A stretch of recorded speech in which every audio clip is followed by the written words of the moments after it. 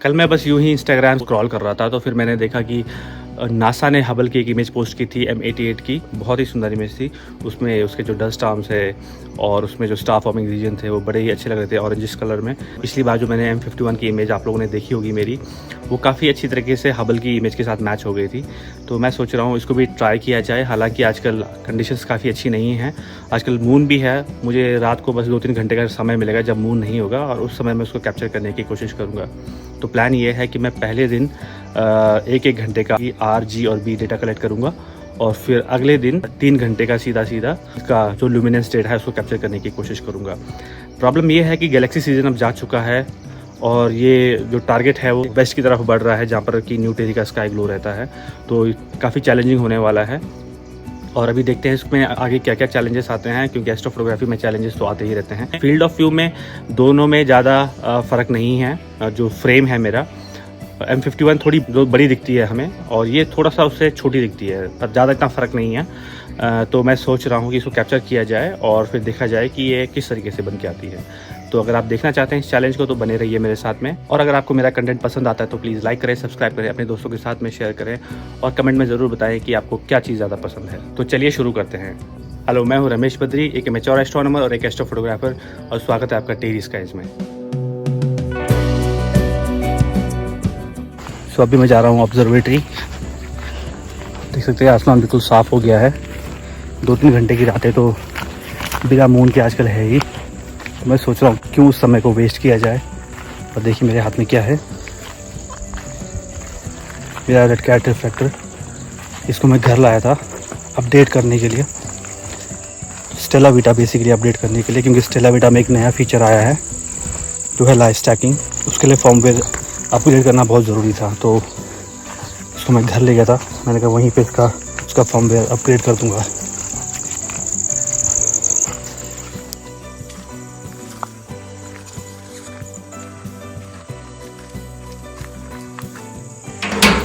एक वॉशरूम मैं अपने लिए रात के लिए खोल देता हूँ हमेशा।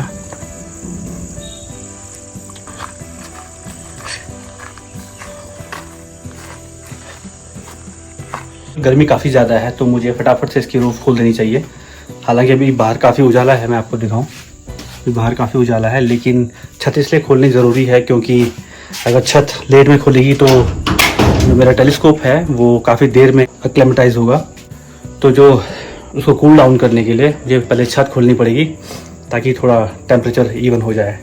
अगर आपको मैं दिखाऊँ, यहाँ का टेम्परेचर 31 डिग्री सेल्सियस है। यहाँ सिर्फ 1 डिग्री की फ़र्क होता है इसमें बस।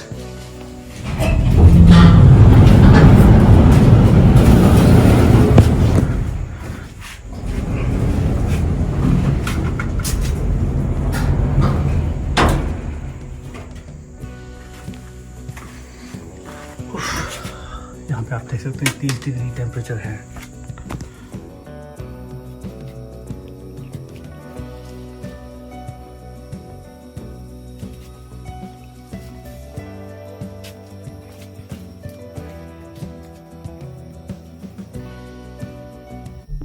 ये काफ़ी ब्राइट है। अगर मैं अभी जो इसने फ्रेम लिया है उसको देखूँ 5 सेकंड की इमेज, तो ये आप देख सकते हैं काफ़ी ब्राइट ऑब्जेक्ट है। इतना बड़ा है ये, यहाँ से लेके और यहाँ तक। पहली इमेज आने वाली है।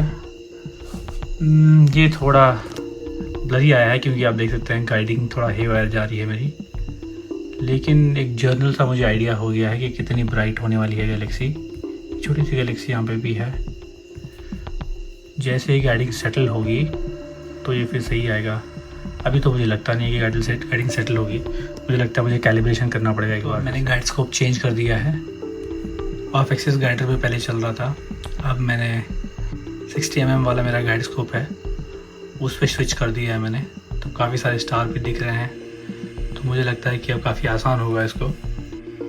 तो मेरे गाइड स्कोप में मुझे एक भी स्टार नहीं मिले, और उसके बाद फिर मैंने मेरा 60 mm जो गाइड स्कोप है उस पर स्विच किया, तो उसमें काफ़ी सारा फ्लेक्चर आ रहा था। फ्लेक्चर को रिमूव करने के लिए फिर मैंने जो उसमें 2x बारलो मैंने लगाया हुआ था वो मैंने निकाल दिया। लेकिन अब प्रॉब्लम ये थी कि मेरा 240 mm का गाइड स्कोप एक्चुअली गाइड कर रहा था 2000 mm फोकल लेंथ को, जो कि रिकमेंडेड नहीं होता है।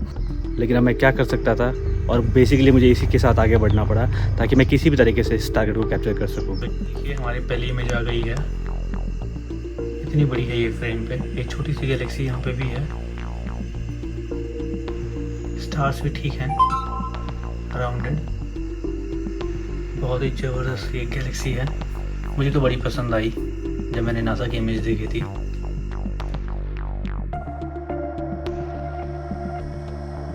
ये 5:30 हो रहे हैं और दोनों स्कोप पे से पार्क हो गए थे, लेकिन अगर आप देखें तो आज नॉर्थ में बादल थे, अभी हट गए थोड़े बहुत। तो अभी ये जेनिथ पे है और फ्लैट्स ले रहा है अभी मेरा स्कोप। मेरा ये फ्लैट बोर्ड ख़राब हो गया, पता नहीं किसकी नज़र लग गई। ये नीचे गिर गया था और इसमें नीचे से पिन लगी हुई थी जो पावर कॉर्ड होती है। ये नीचे गिरा और उसका जो पावर का जो वहाँ पे जैक था वो टूट गया है। अब वो ठीक नहीं हो रहा है, उसका कुछ जुगाड़ मुझे करना पड़ेगा अब जल्दी ही। तो फिलहाल अभी फ्लैट्स लिए जा रहे हैं और बाद में थोड़ी देर में अभी इसको प्रोसेस करूँगा, फिर मैं देखूँगा। अभी तो खैर सारा ही डेटा अधूरा है, हो सकता है मैं सब एक साथ ही इसको प्रोसेस करूँ। फ्लैट्स पूरे हो गए हैं। कल रात को मेरी गाइडिंग बहुत ही अच्छी थी, 0.61 देख सकते हैं जब ये एंड हुआ। चलिए अब मैं स्कोप को माउंट कर देता हूँ।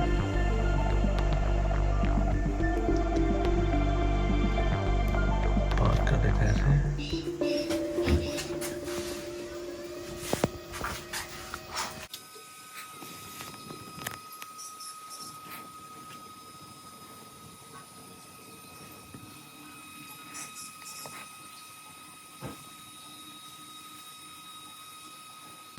अगर आप सोच रहे होंगे तो ये कौन सा टारगेट अभी ले रहा है, तो ये अभी मैं बस टेस्टिंग के लिए पिनव्हील गैलेक्सी ले रहा हूँ। एक रात को मैंने पिनव्हील गैलेक्सी लिया था और उस दिन मैं, क्योंकि मैं स्टेला वीटा पे चला रहा था, तो उसका कूलिंग ऑन करना मैं भूल गया। एक्चुअली मैं कैमरा ही ऑन करना भूल गया, तो जब कैमरा में पावर नहीं जा रही थी तो सिर्फ USB से पावर था, तो इस वजह से उसमें कूलिंग ऑन नहीं थी।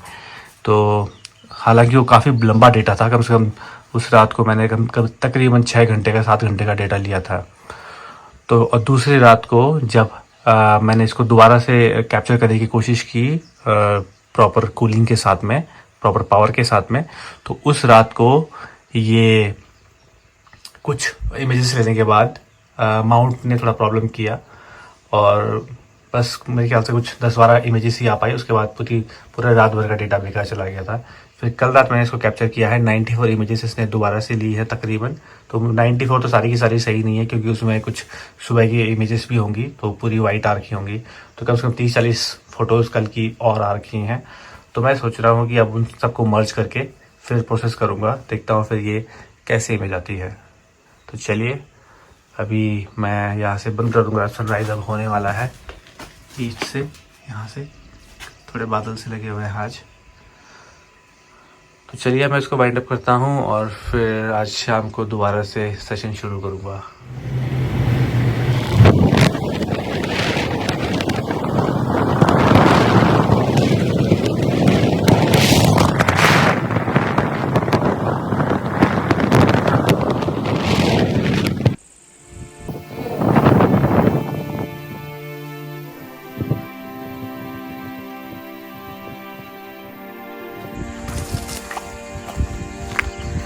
अब जाके आसमान थोड़ा साफ़ हुआ है, तो मैं सोच रहा हूँ कि अब ऑब्जर्वेटरी चला जाऊँ। तो अभी मैं ऑब्जर्वेटरी ही जा रहा हूँ और जो कल के जो मेरे टारगेट्स पेंडिंग हैं उनको मैं कैप्चर करने की कोशिश करूँगा।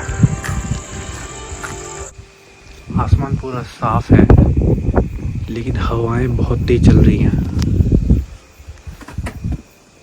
हालांकि ये मौसम के लिए तो अच्छा है, सीइंग थोड़ी इम्प्रूव हो जाएगी, लेकिन इस तरीके से तो मेरा सेशन बहुत लेट शुरू होगा और मेरा टारगेट लगभग यहाँ ऊपर में है और लगभग 2-2.5 घंटे की इमेजिंग के बाद वो सीधे यहाँ आ जाएगा इस जोन में, जहाँ पर कि काफ़ी लाइट पोल्यूशन है और एयर पोल्यूशन भी है। तो एयर पोल्यूशन की वजह से लाइट पोल्यूशन और ज़्यादा एग्जैजरेट हो जाता है। कितनी तेज़ हवाएं चल रही हैं, पूरे पेड़ हिल रहे हैं। टेलीस्कोप के लिए तो ये इतनी हवाएं बहुत ही बेकार है, सारी गाइडिंग वाइडिंग अफेक्ट होगी इस। और पेरिस्कोप कंट्रोल भी नहीं हो पाएगा। खैर देखते हैं। काफ़ी तेज़ हवाएं चल रही हैं। मैं इसको फिर भी लेके जा रहा हूँ होम पोजीशन में। देखते हैं। मेरे पास समस्या बस यही है कि मेरा टारगेट बहुत ही कम समय तक आसमान में रहेगा और इसके बाद तो गैलेक्सी सीज़न चला ही जाएगा। फिर तो अगले साल ही ये कैप्चर होगा। लेकिन मैं इसको अभी कैप्चर करना चाहता हूँ, जबकि सबके दिमाग में जो नासा की वो इमेज है, वो इमेज जब तक उनके दिमाग में ताज़ी है, उससे पहले मैं इसको कैप्चर करना चाहता हूँ। हवाएं तो अभी भी बहुत तेज़ चल रही हैं, आप आवाज़ सुन सकते हैं हवाओं की। लेकिन मैं समय वेस्ट नहीं कर सकता। मैं कोशिश करूँगा कि ज़्यादा से ज़्यादा इमेजेस मैं इसकी निकाल सकूँ, इससे पहले कि यह टारगेट पूरी तरीके से आसमान से गायब हो जाए। चलो देखते हैं कि ये विंड कितना इफेक्ट करती है। बहुत तेज हवाएं चल रही है।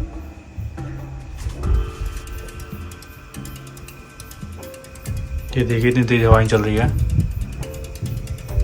दरवाज़ा अपने आप बंद हो रहा है।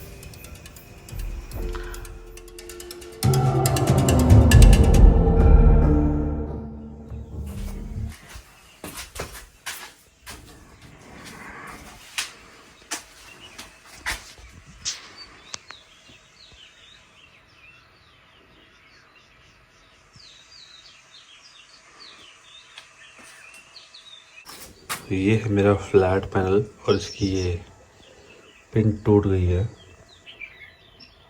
अब मुझे ऐसे ही फ्लैट्स लेने पड़ रहे हैं। खैर अभी मैंने फ्लैट्स ले लिए हैं दोनों के लिए ही,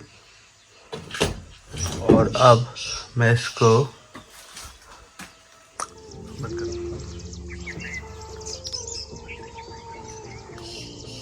मैं वापस ऑब्जर्वेटरी आ चुका हूँ और बाहर धूप निकल चुकी है। मैं इसको प्रोसेस कर रहा था डेटा को, तो मुझे मालूम पड़ा कि मेरे जो फ्लैट्स हैं वो 2x2 बिनिंग के हैं, 1x1 के बजाय। और अच्छी खबर ये है कि मैंने इसको फ्लैट पैनल को भी अपने चेक किया है, ये ख़राब नहीं हुआ है। हाँ हल्का सा टूटा हुआ है नीचे से, लेकिन ये ख़राब नहीं हुआ है। वो उसकी केबल ख़राब हुई है। तो फॉर्चुनेटली मेरे पास एक दूसरी केबल थी, तो मैं वो इसमें अब लगाने वाला हूँ। और शुक्र है कि ये ख़राब नहीं हुआ है और अब मैं बिना छत खुले ही फ्लैट ले पाऊँगा। और अगर मुझे स्काई फ्लैट लेने होते तो बड़ी समस्याएं होती, क्योंकि फिर जैसे सन तो खैर अपोजिट डायरेक्शन में है, वो तो कोई प्रॉब्लम नहीं है। नॉर्थ में मैं फ्लैट्स ले सकता था, लेकिन प्रॉब्लम ये थी कि उसमें फिर जो रूफ है उसका रिफ्लेक्शन, कई सारी चीज़ें उसमें प्रॉब्लम हो सकती है, फिर फ्लैट्स ख़राब हो सकते हैं। तो अच्छी बात यह है कि ये चल रहा है, तो मैं कोशिश करूँगा कि इसको मैं किसी तरीके से कनेक्ट करूँ और फिर मैं फ्लैट्स लूँगा, क्योंकि मेरे दोनों ही रातों के फ्लैट्स मतलब गड़बड़ है। तो अब मैं यहाँ पे फ्लैट्स ले रहा हूँ। मुझे शायद ये लाइट बंद कर देनी चाहिए। फ्लैट्स लिए जा रहे हैं। कैलकुलेशन अभी चल रहा है एक्सपोजर का। चलो कम से कम अब कुछ तो हो पाएगा। खुशी इस बात की है कि वो पैनल अभी काम कर रहा है।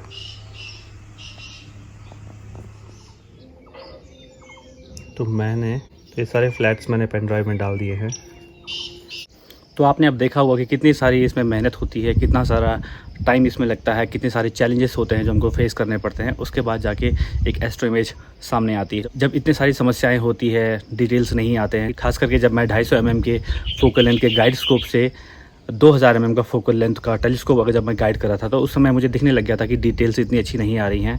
थोड़ा ब्लरीनेस उसमें आता है डिटेल्स में, और जो आर्म्स वगैरह होते हैं और स्टार्स हल्के से ब्लोटेड भी आते हैं। ये वो मोमेंट होता है जब लोग अक्सर अपने टेलीस्कोप पे रिलाई ना करके बाहर से डेटा खरीदने की कोशिश करते हैं, किसी रिमोट ऑब्जर्वेटरी से डेटा खरीदने की कोशिश करते हैं। जो मज़ा आपको अपने खुद के गियर से कैप्चर करी हुई इमेज को प्रोसेस करने में आता है, वो मज़ा फिर उसमें नहीं होता है। मैं जानता हूँ कि वो परफेक्ट नहीं है, वो इतनी अच्छी नहीं है जितनी मेरी M51 की इमेज थी, क्योंकि कई सारे फैक्टर्स थे जो इसमें आड़े आ रहे थे।